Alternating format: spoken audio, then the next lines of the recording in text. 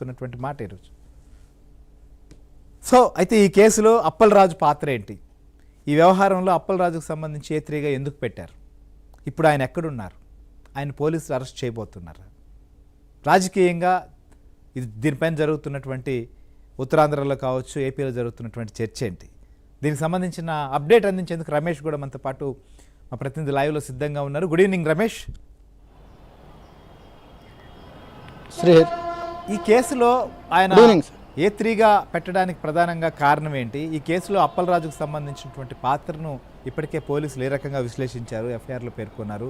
So ఈ అంశంలో అప్పలరాజును arrest చేసేటువంటి అవకాశం ఉందనేటువంటి చర్చ కూడా జరుగుతోంది. ఏంటి పరిస్థితి అసలు అక్కడ?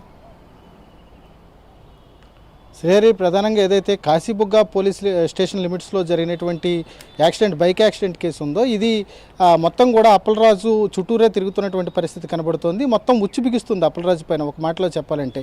ఎందుకంటే గత వారం రోజులు 3-4 రోజులుగా ఇదే అంశం పైన ఇటు రాష్ట్ర వ్యాప్తంగా అదేవిధంగా జిల్లాలో కూడా తీవ్రమైనటువంటి చర్చ జరుగుతోంది. ముఖ్యంగా అప్పలరాజు వ్యవహార శైలి పైన ఒక మంత్రిగా పనిచేసి ఒక బాధ్యతాయుతమైనటువంటి రాజకీయ నాయకుడిగా ఉన్నటువంటి వ్యక్తి ఎంత ఫూలిష్గా ఎలా చేశాడు అనేటటువంటి చర్చ సాగిస్తున్నారు. అంటే కొడుకు పైన ప్రేమ ఉండొచ్చు, కానీ ఆ ప్రేమను చూపించుకునేటటువంటి ఒక విధానం ఉంటుంది, అది చట్టపరంగా ఎదుర్కోవాలి. కానీ ఎక్కడా కూడా చట్టానికి అనుగుణంగా వెళ్లకుండా చట్టాన్ని కూడా పక్కదారి పట్టించేటటువంటి విధంగా, తప్పుదోవ పట్టించేటటువంటి విధంగా ప్రయత్నం చేశాడు అనేటటువంటి భావన జిల్లా వ్యాప్తంగా వ్యక్తమవుతోంది. ముఖ్యంగా అప్పలరాజుని ఈ కేసులో A3గా కేసు పెట్టారు. ప్రధానంగా అప్పలరాజుకు అరెస్టు తప్పదనేటటువంటి ఇదైతే వచ్చేసింది. ప్రధానంగా నిన్న ఉదయం నుంచి కూడా పోలీసులు అప్పలరాజు కదలికలను పూర్తి స్థాయిలో నిఘా పెట్టినటువంటి పరిస్థితి కనబడుతుంది. ఈరోజు ఉదయం నుంచి కూడా అప్పలరాజు నివాసం ఉంటున్నటువంటి కాశీబుగ్గలో తన నివాసం దగ్గర నుంచి ఆయన శ్రీకాకుళం బయలుదేరాడు. శ్రీకాకుళం వరకు కూడా ఒక పోలీస్ టీం ఆయన వెంటాడింది. ఎందుకంటే ఈయన అరెస్టు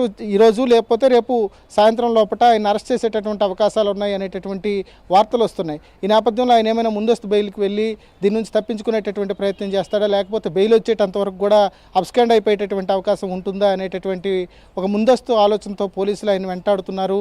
ఈరోజు రాత్రికి లేదా రేపైనా అప్పలరాజు అరెస్ట్ తప్పదనేటటువంటి ఒక సూచనలు అయితే, సంకేతాలు అయితే పోలీసులు ఇస్తున్నటువంటి పరిస్థితి కనబడుతుంది.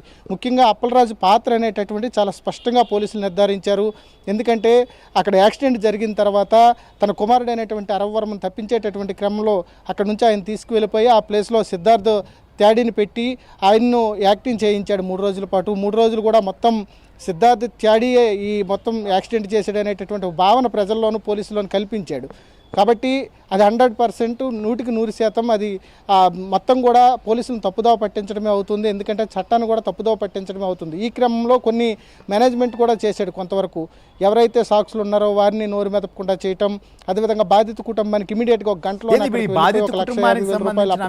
వాళ్ళ తల్లియే బహుశా మాట్లాడింది. ఆ వీడియో కూడా చాలా వైరల్గా మారింది. అసలు ఏంటి ఆ రోజు ఎలాంటి బేరసారాలు నడిచాయి, సో దానికి సంబంధించినటువంటి వీడియోలో కూడా ఏముందో ఒకసారి చూద్దాం. 1,00,000 రూపాయలు సాయి చేస్తామని వచ్చారు. 1,00,000 రూపాయలు ఇస్తాము, మా ఇంట్లో పనిగా ఒక మనిషి అమ్మడికి వచ్చి సోలో అంటే నా కొడుకు చంపేసి నువ్వు 1,00,000 రూపాయలు ఇస్తావు, నేను 1,00,000 రూపాయలు ఇంట్లో పెట్టుకొని నా కొడుకు నా కోడల చేత నీ ఇంట్లో పని చేయించాలా? ఇదంతా రైట్. ఏంటి రమేష్, అసలు మొత్తం వారి తల్లికి కూడా ఏదో 1,00,000 రూపాయలు బేరసారాలు మాట్లాడారని అంటున్నారు. అసలు ఏంటి, అసలు ఏం జరిగింది, దీన్ని ఏ రకంగా ఈ కేసులో నుంచి ఎట్లా అయినా సరే బయటపడేదానికి చేసినటువంటి ప్రయత్నాలు ఏంటి అసలుకి?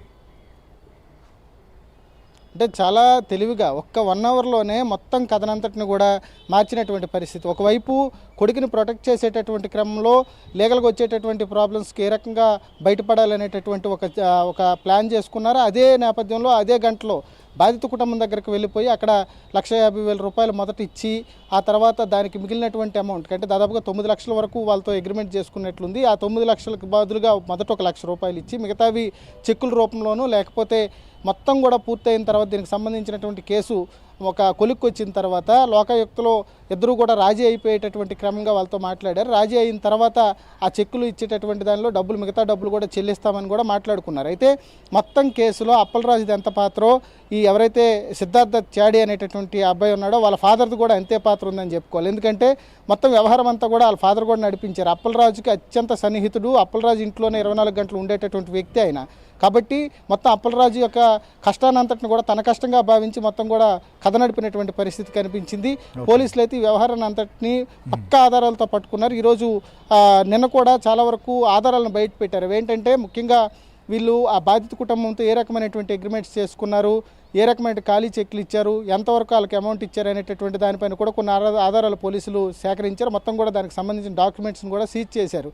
అయితే ఈ వ్యవహారం అంతా కూడా చూస్తే పక్కా ఆధారాలతోనే పోలీసులు ఫర్దర్ స్టెప్స్ వేస్తున్నటువంటి పరిస్థితి కనబడుతుంది. అప్పలరాజును రేపటి లోపల అరెస్ట్ చేసేటటువంటి అవకాశాలు అయితే స్పష్టంగా కనబడుతున్నాయి. దీనికి సంబంధించి ఇప్పటికే పలాసలో రకరకాలైనటువంటి వార్తలు వస్తున్నాయి. అప్పలరాజు పరారీలో ఉన్నాడని, లేకపోతే అజ్ఞాతంలో ఉన్నాడని. కానీ పలాసలోనే ఉన్నాడు అప్పలరాజు, పోలీసులు నిఘాలోనే ఉన్నాడు. ఎందుకంటే పోలీసులు కూడా చాలా సంయమనంతో వ్యవహరిస్తున్నారు. ఏ క్షణంలో ఆయన అరెస్ట్ చేయాలి, ఎట్లాంటి పరిస్థితులు అరెస్ట్ చేయాలి, పక్కా ఆధారాలతో పట్టుకోవాలనేటటువంటి దాంతోనే ప్రయత్నం చేస్తున్నారు. మరిన్ని కీలకమైనటువంటి అంశాలను క్రోడీకరించిన తర్వాత ఆయన అరెస్ట్ చేసేటటువంటి అవకాశం ఉంది.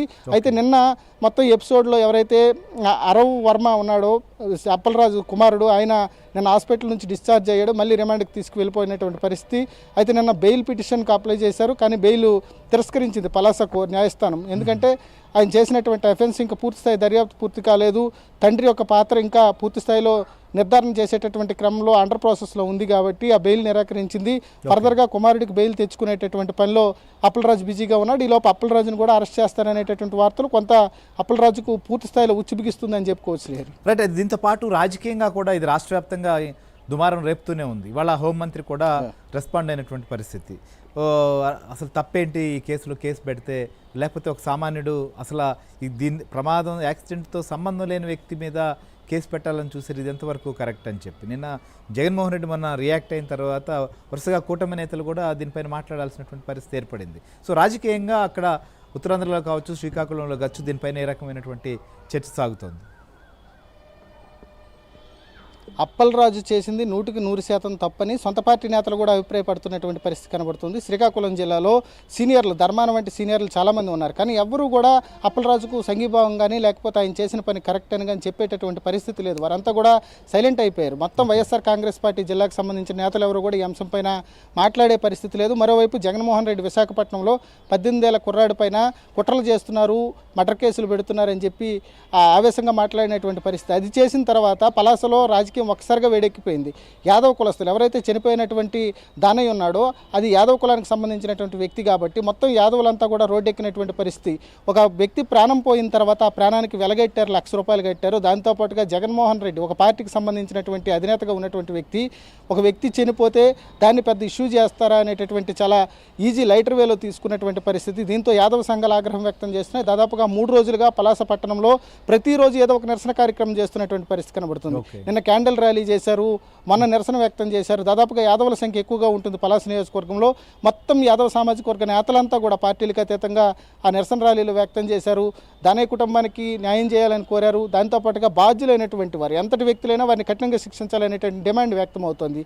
మరోవైపు ఎవరైతే మత్స్యకారుల నుంచి జగన్మోహన్ రెడ్డి చేసేటటువంటి వ్యాఖ్యలకు మద్దతు లభిస్తుందని భావించారు. కానీ మత్స్యకారులు కూడా ఈరోజు అప్పలరాజు చేసినటువంటి నిర్వాకాన్ని చూసి సిగ్గుపడుతున్నటువంటి పరిస్థితి. వాళ్ళెవరూ కూడా ముందుకు వచ్చి మాట్లాడేటటువంటి పరిస్థితి లేదు. జిల్లాలో పూర్తిగా వైసీపీ నాయకులు ఎవరు కూడా ఆయనకు అనుకూలంగా మాట్లాడేటటువంటి పరిస్థితి లేదు. ఒక్క వ్యక్తిగా సింగిల్గా మారిపోయినాడు. ఎందుకంటే అందులో పక్క ఆధారాలతో పోలీసులు ప్రూఫ్లు చూపించి కేసులు బుక్ చేయడం జరిగింది. ఈ నేపథ్యంలోనే ఒంటరి పోరాటం చేసుకోవాల్సినటువంటి పరిస్థితి వస్తుంది. ఒకవైపు జగన్మోహన్ రెడ్డి చేసినటువంటి వ్యాఖ్యల తర్వాత ఇటు టీడీపీ నేతలు కూడా పెద్ద ఎత్తున రాజకీయ దుమారం రేపారు. రాజకీయంగా ప్రతి విమర్శలు చేసుకోవడం జరిగింది. మొత్తం వ్యవహారం అంతా కూడా పెద్ద ఎత్తున హాట్ టాపిక్గా మారింది. ఇటు జిల్లాలో కూడా రాష్ట్ర వ్యాప్తంగా కూడా ఈరోజు అప్పలరాజు ముఖం చాటేసుకునేటటువంటి పరిస్థితి, కనీసం బెయిల్ కోసం ప్రయత్నించుకునేటటువంటి క్రమంలో రోడ్డు మీద వెళ్ళేటటువంటి పరిస్థితి కూడా లేదు. సీక్రెట్గా వెళ్తున్నారు, సీక్రెట్గా వస్తున్నారు. ఇళ్లలో ఉంటున్నారా లేకపోతే అజ్ఞాతంలోకి వెళ్ళిపోయారా తెలియనటువంటి పరిస్థితి. కానీ పోలీసులు మాత్రం అప్పలరాజును నీడలా వెంటాడుతున్నారు. ఏదో ఒక క్షణంలో అరెస్ట్ చేసేటటువంటి అవకాశాలు అయితే స్పష్టంగా కనబడుతున్నాయి. Right, thank you Ramesh. So ఇది మాజీ మంత్రి సీదిరి అప్పలరాజును ఎప్పుడైనా అరెస్ట్ చేసేటువంటి అవకాశం ఉంది. ఖచ్చితంగా ఈ కేసుకు సంబంధించినటువంటి పూర్తి స్థాయిలో సాక్ష్యాధారాలు కావచ్చు, వారు మొత్తం అన్నిటినీ ఇటు సీసీటీవీ విజువల్సే కాదు, ఈ ఇన్సిడెంట్ జరిగిన తర్వాత ఏం జరిగింది, ఈ కేసును మొత్తం తారుమారు చేసేటువంటి ప్రయత్నంలో జరిగినటువంటి ప్రక్రియ, ఆ కుటుంబానికి సంబంధించి కలవడం లేదా వారితో బేరసారాలు కావచ్చు, మిగిలినటువంటి వారితో జరిగినటువంటి చర్చ, ఈ మొత్తం ఈ పాత్రనంతా కూడా పూర్తిగా పోలీసులు ఇన్వెస్టిగేషన్ చేస్తున్నారు. ఒకవైపు అరవర్మకు బెయిల్ కోసం శ్రీధర్ అప్పలరాజు చేసేటువంటి ప్రయత్నం ఒకవైపు జరుగుతుంటే, ఇంకోవైపు ఈ కేసు సంబంధించినటువంటి పూర్తి స్థాయి ఆధారాలు కూడా తీసుకుంటున్నారు. ఇవాళ అప్పలరాజు కూడా పూర్తిగా డిఫెన్స్లో పడిపోయినటువంటి పరిస్థితి. అప్పలరాజే కాదు, వైఎస్ఆర్సీపీ సంబంధించినటువంటి శ్రీకాకుళం జిల్లా నేతలు కూడా రమేష్ చెప్పినట్లుగా ఇప్పటి వరకు ఎవరు దీనిపైన రియాక్ట్ అయ్యేటువంటి పరిస్థితి కూడా లేదు. అంటే వారు చేసింది తప్ప రైటా అనేటువంటిది పూర్తిగా అందరికీ అర్థమైంది. ఎందుకంటే ఈ ప్రమాదం జరిగినప్పుడు నిజంగా హోంమంత్రి ఈరోజు అనిత గారు మాట్లాడారు.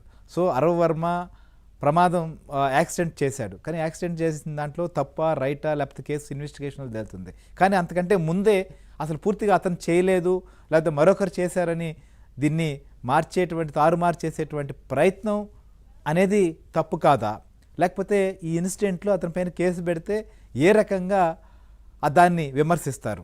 వీటికి సమాధానం చెప్పుకోలేనటువంటి పరిస్థితి ఏర్పడింది. ఎందుకంటే ఒక తప్పు జరిగినప్పుడు తప్పును తప్పుగానే చూసి ఉండాల్సింది. ప్రమాదం జరిగినప్పుడు ఖచ్చితంగా తన కొడుకు ప్రమాదాన్ని చేసుంటే నేరుగా వెళ్ళి ఇదే విషయాన్ని పోలీసులకు చెప్పి కేసును అలా లీగల్గానే దీనికి సంబంధించి ఫైట్ చేస్తుంటే ఇంకోలా ఉండుండదేమో. అలా కాకుండా చేసినటువంటి ప్రయత్నం, దాన్ని మళ్ళీ జగన్మోహన్ రెడ్డి వైజాగ్లో ప్రస్తావించినటువంటి తీరు, దీంతో కేసు మరింత లోతుగా విచారించి పూర్తి స్థాయిలో దీనిపైన చర్యలు తీసుకోవాలని చెప్పి ఇంకొక వైపు అక్కడ లోకల్గా నిరసనలు డిమాండ్లు వస్తున్నటువంటి నేపథ్యంలో శ్రీధర్ అప్పలరాజును కూడా ఈ కేసు వెంటాడుతోంది. ఆయన్ను కూడా అరెస్ట్ చేసేటువంటి అవకాశం ఉంది. అది ఈరోజా రేపా మరి అక్కడ ఉన్నటువంటి పరిస్థితులు, పోలీసులకు ఇంకా వారు సేకరించాల్సినటువంటి ఆధారాలు కానీ ఇవన్నీ ఉంటే కంప్లీట్ చేసేటువంటి అవకాశం మాత్రమే ఉంది. ఈలోపు రాజకీయంగా కూడా వైసీపీ దీన్నేదో అడ్వాంటేజ్గా మత్స్యకారులకు సంబంధించినటువంటి సామాజిక వర్గానికి సంబంధించినటువంటి నాయకుడు, ఆయన మాజీ మంత్రి, ఆయన కుమారుడిని ఏదో చేస్తున్నారని చెప్పి సింపతి ఆ వైపుగా తెచ్చుకునే ప్రయత్నం జగన్ చేసినప్పటికీ అది ఖచ్చితంగా వికటించిందనే చెప్పాలి. ఎందుకంటే అది ఆ కేసు మొత్తం బయటకు వచ్చిన తర్వాత జరుగుతున్నటువంటి చర్చ కానీ లేదా ఆ సొంత పార్టీ వాడు కూడా మాట్లాడలేనటువంటి పరిస్థితి కానీ బట్టి చూస్తే దీన్ని అర్థం చేసుకోవచ్చు. సో ఇక్కడ శ్రీధర్ అప్పలరాజు తన కొడుకుని కాపాడుకునేటువంటి ప్రయత్నంలో చేసినటువంటి వ్యవహారం మొత్తం కూడా గుట్టురొట్టు అవడంతో ఆయన కూడా ఇవాళ అరెస్ట్ అయ్యేటువంటి పరిస్థితి వరకు వచ్చింది. ఇది వాటి అనాలిసిస్. మరో అంశంలో యాక్సిడెంట్ అయింది. సో